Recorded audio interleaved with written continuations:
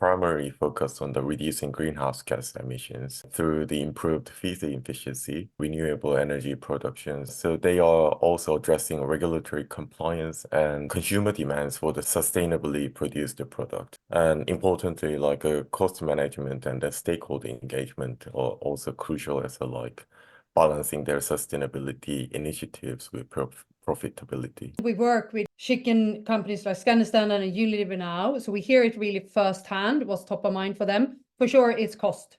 It's all about that. The pressure on cost is a big one. It's small margins. It's animal welfare and the pressure on that. It's about the journalists who put maybe sometimes the wrong light on the industry, and where you have to be very transparent on what the actions are and how you really even more be showing all the actions you're doing on every single level.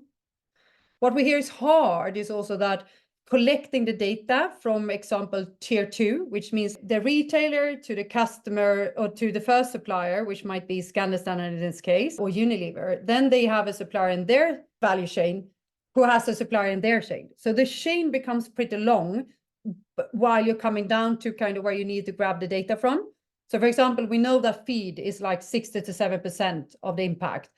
And that how do we change that? And how easy and how hard is it to influence those? And it's hard to collaborate 2 tiers down.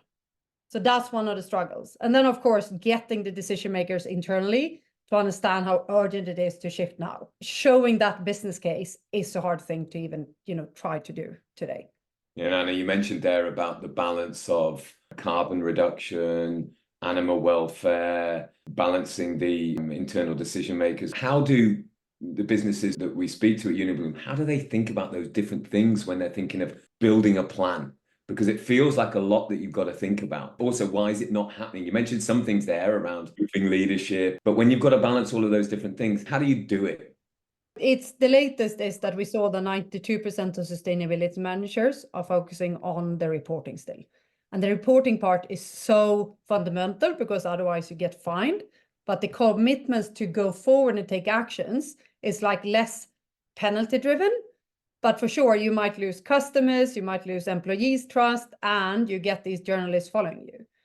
How they need to go about it is to sign up or at least commit to some, science-based targets preferably, and start working backwards to collaborate much closer and invite suppliers and the customers to find new innovative ways.